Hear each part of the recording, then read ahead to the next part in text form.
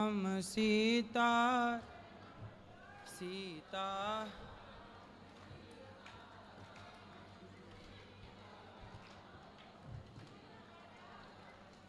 राधे श्याम राधे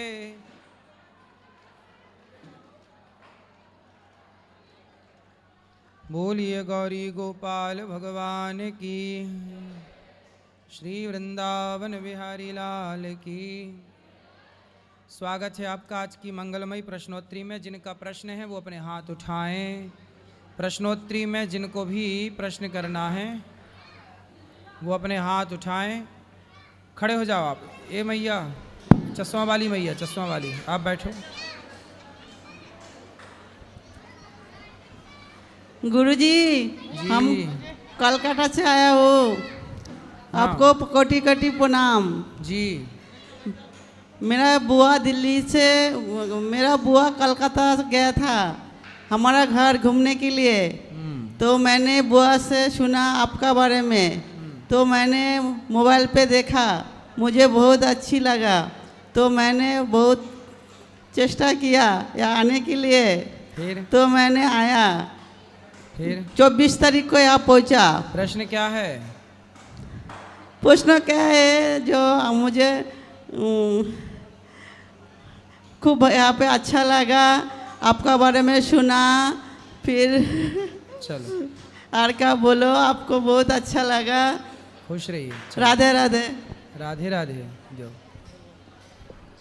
गुरुजी राधे राधे जी।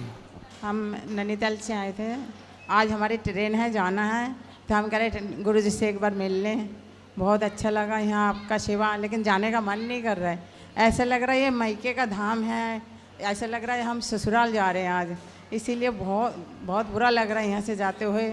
लेकिन ये हमारी भाभी आ रखे, सब ये कलकत्ता से आए मेरी वजह से आपका दर्शन करने के लिए। चलो ये खुश रहो। मेरी भाभी कुछ कहने चाह रहे हैं। कहो। और हम ये चाहते हैं एक बार जो हम उधर आओ काशीपुर की नैनीताल, आपकी चरण पड़ जाए तो बहुत हम भगवान समझेंगे जो हाँ आएंगे। हमें बहुत इच्छा है एक बार आप वहाँ आओ, एक बार भगवत कथा होए, मेरा बहुत मन है। जरूर आएंगे। हाँ, ये मेरे भाभी आ रखे, ये हमारे कारण ही कलकत्ता से यहाँ आए आपके दर्शन करने। खुश रहिए। बात कराओ। राधे राधे गुरुजी। जी। कैसे हैं आप? कृपा है।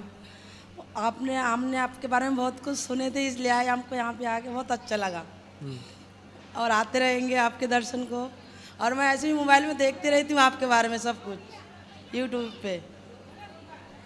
अच्छा है, खुश रहिए। और हम ये चाहते हैं गुरुजी, जैसा हम इतना माता है, एक एक रुपये भी जोड़ेंगे तो ये यहाँ के लिए और अच्छा होंगे। लेकिन हमारे पास तो ऐसा कोई काम नहीं है, लेकिन हमारे एक छोटा सा मकान है, वो हमने किराए पे दे रखा। हम चाहते हैं मतलब 100 रुपये हर महीना मैं यहाँ का नाम में रखता हूँ, जो हम बहुत सहारा हो जाए। बहुत बड़ा सहयोग आप कर रहे हैं। खड़े हो जाइए। राधे राधे महाराज जी। महाराज जी, मैं बहुत सालों से वीरवार का व्रत रखती हूँ, तो अभी आपकी कथा सुनती हूँ तो आप बोलते हो एकादशी का व्रत सबसे उत्तम है। तो महाराज जी, मैंने आजीवन व्रत करने के लिए ऐसे संकल्प लिया था, तो फिर अब एकादशी का व्रत करने में दिक्कत होती है, कैसे करूँ फिर? तो एकादशी करते रहना, जो आपका संकल्प है वो भी कर लो। अब महाराज जी, जैसे आज एकादशी का व्रत है, कल वीरवार का हो गया, तो उसमें सुबह व्रत खोलना भी होता, फिर कैसे करूँ? कुल मिला के आपको एकादशी का व्रत नहीं करना। नहीं, एकादशी का करना है, लेकिन वीरवार का कैसे छोड़ सकती हूँ फिर? भाई बाकी व्रत तो ठीक है, पर सबसे श्रेष्ठ व्रत एकादशी है, तो आप उस व्रत को एकादशी में कन्वर्ट कर दो ना। उस व्रत की जगह एकादशी कर लो। वीरवार का नहीं करूँ? एकादशी कर लो। फिर जैसे मैंने ये बोला था, कैसे पारिवारिक कोई दिक्कत थी महाराज जी कि मैं आजीवन करूँगी, तो अब फिर करो, आपका संकल्प है तो करो, फिर वही करो, कोई बात नहीं। ठीक है, करो। एकादशी के दिन पर फलाहार करो, चावल ना खाया करो बस। अगर वीरवार का छोड़ती हूँ, एकादशी का करती हूँ, तो ऐसे दोष लगता है? कोई दोष वोष कुछ नहीं है, एकादशी करना चाहिए बस। कर सकती हूँ महाराज? वीरवार का छोड़ सकती हूँ? जब संकल्प लिया तो काहे छोड़ना, चलने दो वो भी। आपका मन जो आपको अच्छा लगे, दूध दही सब सही, जो आपको अच्छा लगे सब करो, बस सही करो, गलत कुछ ना करो। और महाराज जी आपकी कथा सुनती हूँ 2-3 साल से, बहुत परिवर्तन आया है जीवन में, जी अच्छा लगता है बहुत। अब खुश रहिए, भगवान आपको अच्छा रखें, प्रसन्न रखें। और कोई सवाल? प्रणाम गुरु जी। हाँ जी मैं कलकत्ता से, बोलो। मेरा प्रश्न है, मैं कौन हूँ, मैं किधर से हूँ और अंतिम में किधर जाएंगे? आप तो बता रहे हो कि आप कलकत्ता से आए हैं। हाँ, मैं कलकत्ता से हूँ। हाँ, आप बता रहे हैं मैं कौन हूँ, कहाँ से आया हूँ। मैं कौन हूँ, मैं पहले किधर था? आप किधर थे पहले? आप कलकत्ता ही में तो थे ना? न, वो तो 2-4 दिन पहले, इसका पहले किधर था मैं? 1 महीना पहले? हाँ 1 महीना पहले? नहीं नहीं, मैं तो 10 दिन पहले इधर से आया। हाँ, मैं जब जन्म लिया तो कलकत्ता से लिया, लेकिन जन्म से पहले मैं किधर था? आप अपनी माँ के पेट में थे। हाँ फिर माँ के पेट के पहले कहाँ थे, यही पूछना है। हाँ हाँ। और अंतिम में किधर जाएंगे? पहले माँ के पेट में आए, माँ के पेट के पहले आप संसार के 84 लाख योनियों में भटक रहे थे, और 84 लाख योनियों में भटकते भटकते भगवान ने आप पर दया की, और फिरत सदा माया कर प्रेरा, काल कर्म स्वभाव गुण घेरा। फिर बड़े भाग्य मानुष तन पावा, बड़े भाग्य से भगवान ने आप पर कृपा की और 84 लाख योनियों से निकालकर मनुष्य का शरीर दिया। अब अच्छे कर्म कर लोगे तो बैकुंठ मिल जाएगा, गलत कर्म कर लोगे तो फिर 84 का चक्कर आएगा, फिर जन्म लो, फिर मरो, फिर वही कुत्ता बिल्ली बनना पड़ेगा। राधे राधे। अच्छे कर्म करो बस। गुरुजी आपके चरणों में कोटि कोटि नमन। जी गुरुजी मैं औरैया से अंजू पांडे बोल रही हूँ, और हमारे 2 बेटे हैं ट्विंस, लवकुश पांडे। तो मैं गुरुजी आपके गुरुकुल में कराना चाहती हूँ, मैं बहुत परेशान हूँ। तो मैं पिछले साल भी आई थी पर आपसे बात नहीं अभी हो पाई कितने, थी। कौन सी कक्षा में है बच्चे? 7th क्लास में आ गए। चलो ठीक, बात करो इनको, तुम क्या कह रहे हैं? राधे राधे गुरुजी। जी मैं ये कहना चाह रहा था आपसे कि बात तो मतलब हम कहीं बाहर भी करेंगे तो भी आदमी हमारी बात सुनेगा, पर दूर तक हमारी आवाज़ और दूर तक हमारा कोई देख नहीं सकता है, और आपके माध्यम से हमको मतलब हर जगह देख सकते हैं लोग। जी अभी आज मैं सुबह के टाइम में सोम आश्रम के पास में दुकान है, तो एक मुसलमान ने आज वो बात कही जो हमको मतलब सुनने में बहुत बेकार लगा। क्या कहा? वो ये बोला कि मतलब जैसा यहाँ पर अभी एक हादसा हुआ है, तो उस हादसे में वो सारे मुसलमान को तोड़ा नहीं हो सकते हैं, जो 5 लोग ने मारे हैं 26 आदमी, वो सारे मुसलमान तो नहीं हो सकते हैं ना। थोड़ा माइक दूर करो। अब जब सारे 6 लोग में से सारे मुसलमान नहीं हो सकते हैं, फिर हिंदू क्यों नहीं? मतलब पाकिस्तान में जो हमला कर रहे हैं पाकिस्तान वाले, उसमें से बता रहे हैं कि ना उनका कोई धर्म नहीं होता है। धर्म क्यों नहीं होता है? हमारे हिंदू धर्म के तो कभी नहीं टेररिस्ट बनते हैं ना। सही है। और ये लोग यही हर बार में यही बात आती है कि मतलब जो भी करने वाले हैं उसमें से कहते हैं कोई धर्म नहीं है, धर्म नहीं है। मतलब 3 बार हो चुका। आतंकवादियों का भी धर्म है, और आतंकवादियों का धर्म क्या है? उन्होंने जाति पूछी, आप हिंदू हैं तो मार दिया, मुसलमान था तो नहीं मारा। तो मतलब आतंक का भी एक धर्म है ना? मुसलमानों को नहीं मारा जी, और हिंदुओं को मारा, मतलब हिंदू को वो अपना दुश्मन मानते हैं, और मुसलमान तो वो हैं ही। तो मुसलमान और आतंक ये पर्यायवाची हैं। जी, तो वही चीज़ तो समझ में आना चाहिए ना सभी को। मतलब सभी हिंदू हमारे क्या है कि ये चीज़ को समझते ही नहीं है। तेरे को कौन नहीं समझता? बहुत से हिंदू हैं जो बेचारे मतलब समझते, हिंदू समझते हैं। अब लोगों को वोट चाहिए तो कुछ नेता नहीं समझते, समझते सब हैं। समझना, वो ना समझने का नाटक करते हैं। नहीं तो पुलवामा में जो जैसे हमला हुआ है, इसमें पहले हमको क्या समझना चाहिए कि ये खाली ऐसे ही नेता नगरी में बात चलती रहे, आगे का कुछ एक्शन नहीं होना चाहिए। अब देख लो, ये भारत की जनता उन नेताओं को भी जिताती है जो नेता आतंकवादियों का साथ देते हैं। देख लो, ऐसा नहीं होना चाहिए। हमको बाद में फैसला सब लेना चाहिए, पहले हमको उसको मुंह तोड़ जवाब देना चाहिए। किसको? पाकिस्तानियों को। तो आपके हिसाब से क्या जवाब देना चाहिए? हमारे हिसाब से तो यही जवाब होना चाहिए कि सर इसको पहले इसने 26 मारे थे, हमें पहले 2600 मार देना चाहिए, उसके बाद कोई फैसला लेना चाहिए। मार देना समाधान नहीं है। समाधान ये है कि पूरे पाकिस्तान को पुनः भारत में विलय करके एक अखंड भारत की स्थापना की जाए। जी बिल्कुल सर, राधे राधे। साला खेल ही ना रहे पाकिस्तान का। जी एक भारत, एक भारत, पूरी सेना जाए जी, और उनको अपने कब्जे में ले, जो उत्पात मचाए जेल में डाले, और पूरे पाकिस्तान को हिंदुस्तान पुनः बना लेना चाहिए। पर गुरुदेव ये बात तो है कि अभी मैं तेरे को मान लो कि कुछ गुनहगार हैं उनको हम जेल में डाल दें, पर जेल में डालने के बाद फिर कोई नया तैयार होता है, फिर कौन? उसको छुड़वाता है। कौन? यही नेता ही होते हैं। अरे अब तो पाकिस्तान जब भारत का हिस्सा हो जाएगा तो फिर क्या दिक्कत है? तो हिस्सा बनाना ना चाहिए ना, कई बार तो 3 बार तो हिस्सा बना चुके, उसके बाद भी तो हमला ही कर रहे हैं। नहीं, अभी बना नहीं है बेटा। हम जो बात कह रहे हैं वो एक बार में ही खत्म हो जाएगी कहानी सारी। पूरा पाकिस्तान एक हिंदुस्तान पुनः। जो गलती महात्मा गांधी जी ने की उस गलती को सुधार लिया जाए, बस बंटवारे की गलती। ये होना चाहिए सर। राधे राधे गुरुदेव।